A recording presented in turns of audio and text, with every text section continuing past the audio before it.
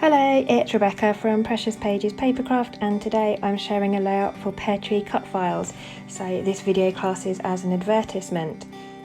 Today for my layout I am using the Woodland Walks title cut file, and I've gone completely out of my comfort zone and I've cut it on my silhouette in patterned paper, which is something I'm not sure I've ever done before.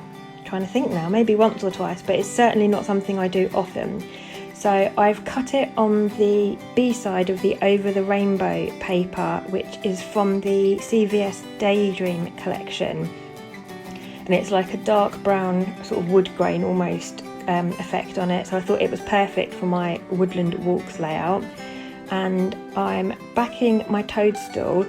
For the stalk I've used a paper from, it's a crepe paper Maggie Holmes Magical Forest collection. It's called Childhood, I think that one was.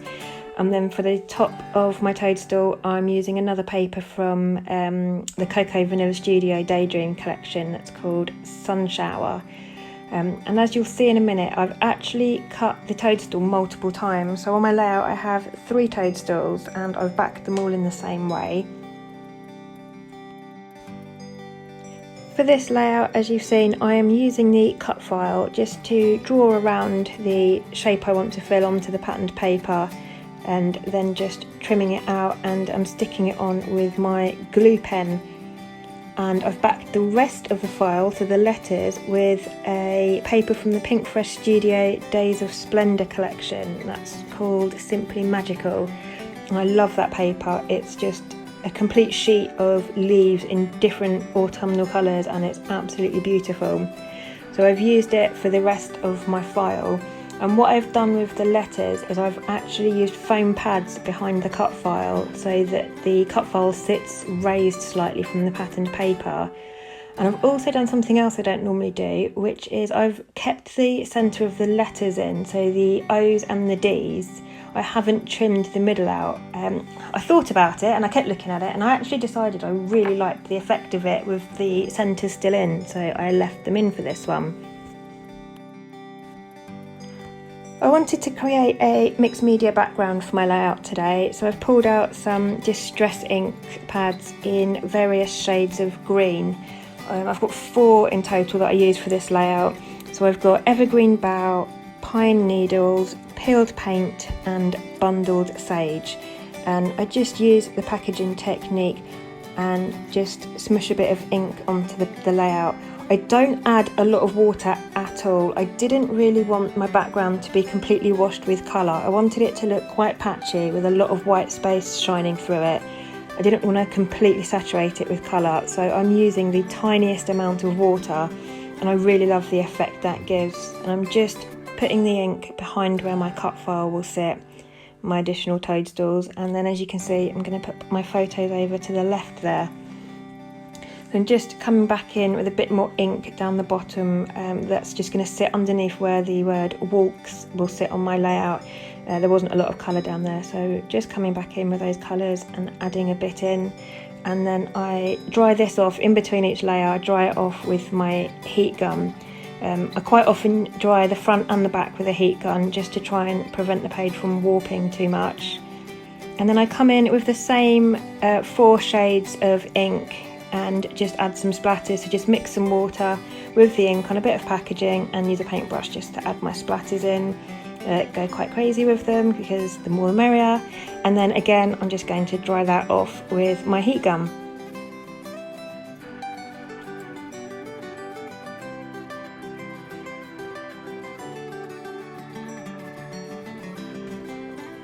So now I'm happy with my mixed media background and my placement and how everything's looking and going to sit on my layout. Move on to working on my photos.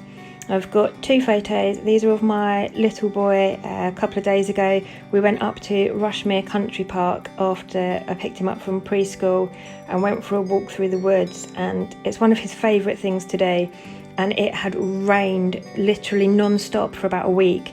So there was puddles everywhere, and because it was really damp in the woods, loads and loads of toadstools had popped up. Everywhere you looked there was different coloured toadstools. So in this photo he's got some yellow toadstools at his feet. So I've mounted both photos onto white cardstock, and now I'm just using that CVS paper again that I cut my file on, just for another layer behind it, just so that makes them match up with my cut file quite nicely. I try not to waste pattern paper where I can, so you'll see there when I backed my photos there was a tiny gap where I'd cut the cut file from the sheet, so I've just popped another bit of card behind that so that it just fills that gap, and that just means I don't have to waste paper using a whole different section. I can use a section I've already cut from. So I'm happy with those, and just going to use double-sided tape to stick the bottoms down. Mainly just sticking the bottoms flat because the cut file is already raised behind the letters. So I'm sticking the bottom of my photos flat, and then I will add some craft foam just behind the top of the photos, just to add a bit of dimension there to raise the tops up to the same level as my cut file. And it also makes it a little bit easier when it comes to embellishing, because it gives me a bit of space to tuck things underneath and behind my photos that way.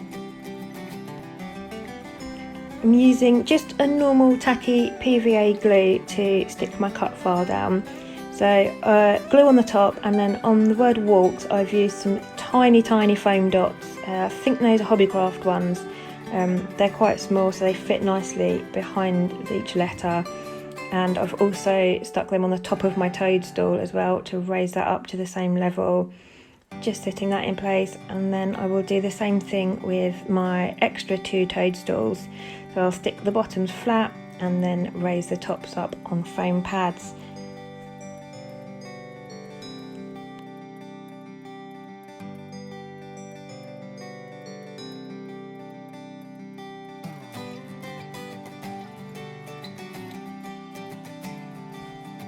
So now that's all stuck down in place, and I'm happy with that. You can see I've got my mixed media peeking out around the edge of the cut file. It's not too overpowering, it's quite subtle in the background, but I do love the effect of it.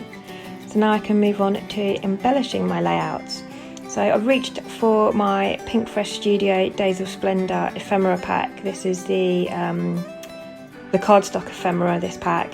And I started off, I had a couple of leaves cut from that same paper that I used for my cut file from a previous layout, and I tried to add them in, but it was a bit too much, so changed my mind and I've gone back to the ephemera, and I'm just picking out the odd piece here and there that matches either with what it says on the ephemera or the colours of them.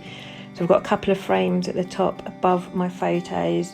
I've got a little card between my photos and my toadstools that's got a big A and autumn. I thought that was perfect for our autumn walk. And I added in a few leaves scattered about. And on the base of my toadstool there, I've got a small round element that says "Delight in the Little Things," which I thought was perfect for this layout. So I've popped that onto. And I just literally work my way around, adding bits in here and there, moving them just to see how I feel about it. I'm not sticking anything down at this point, so I can always move something if I don't like it, or if I find something I think fits better. So it's just a case of trial and error with me. This is what usually takes me the longest with my layouts. I'm quite picky with what I use and where things go. So I spend quite a lot of time faffing about, moving things from one place to another, and then moving it back to where I had it to start with. But that's just me, and that's my process, and it's what works for me in the long run, so I just have to put up with it. Added in a round chipboard element there as well from Days of Splendor that says "You are a star." I've also got some more floral bits. They are from the floral cardstock die cut pack from the same collection. And I'm also using a couple of the cardstock stickers. So this one I'm just sticking now says "Remember This." Because I'm not sure on my placement yet, I didn't want to stick it down, so I've just stuck it to a piece of scrap white cardstock and cut it out. Then I can move it around and it will act more as a piece of ephemera than a sticker, so if I change my mind I can easily remove it. Now I'm trying to decide if I want to do a border or a footer on my layout. So I've taken back that the Simply Magical paper by Pinkfresh Studio, and I've decided I'm going to have a piece top and bottom, but at this stage I can't decide whether to use the A side or the B side. So one side has got that same leafy pattern, and the other side has got like an ombre dark greenish colour on it with like a grid pattern, and I really couldn't decide at this point which side I wanted to use, so I've just popped them to one side and I'll come back to it. And just carrying on embellishing in the meantime, adding some thread clusters in here and there. I start off with a really light lime green over on the right, matches my little boy's coat in the photos, but I kept playing around with it and fiddling with it and I wasn't really happy with it, so in the end that gets swapped out for a darker green. Here we go, so come back in with a darker green and it just seems to sit better. I'm much happier with it.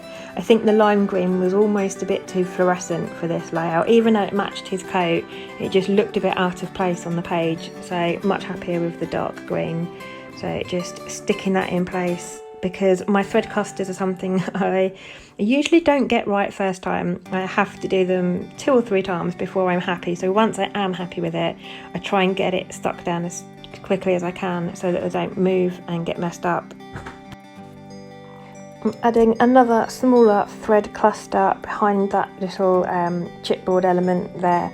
It's almost like a dark teal marine colour, but it matches perfectly. There's a small flower on that round piece and it matches that colour perfectly. So I've used that and I've just wound it around 2 fingers just to get a circle and placed it down. I do find with my thread clusters, the more thread I use, the easier I find it, and the nicer my clusters turn out to be and the happier I am with them. So it's definitely a case of more is more when it comes to my thread clusters. Now I'm pretty much happy with the placement of my ephemera and embellishments and where I want everything. I'm just going to take some time to go around and stick them all down.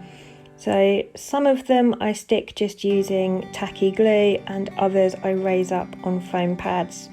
So the florals at the top there, I don't want them to sit flat, I want some dimension up there, so I'm using foam pads behind those, and then anything sitting on top of them I'm using the PVA glue. I don't want it to be too dimensional because then it just takes up too much space in the album and makes the album really thick. So I don't raise everything up on foam pads, but the majority of them I do. Then coming in with another thread cluster on the left there. I just felt it was a bit bare over that side. There was no mixed media showing to the left of my photos, so I felt like I needed a pop of colour there. I put a couple of leaf ephemera pieces, but it needed a bit more, so I've added in a dark green thread as well just to add some colour over there. And now back to these header strips and border strips. I'm still undecided. In the end I go for the leaf pattern so that it matches my cut file, and I'm just going to stick those down with double-sided tapes. I've just torn them so they've got distressed edges, didn't want it to look too neat, and just going to stick them both down, top and bottom. And then I think that's almost me done. I think I might come in with a pencil and just draw some lines now for my journaling. I always draw my lines in pencil first because I can't write straight to save my life. So use a pencil first, and I usually actually write my journaling in pencil and then I go over it with a fine tip blacked pen and then just rub out the pencil. So I'll do that off camera, and there's the finished layout. So thank you very much for joining me today. Please remember to like and subscribe, and you can follow me on Instagram at Precious Pages Papercraft. You can also follow Peartree Cutfiles, which is at Peartree Cutfiles, and please remember to head over to the Facebook group and the website where you can purchase and download all of your cut files. So thanks very much for joining me, and I'll see you next time.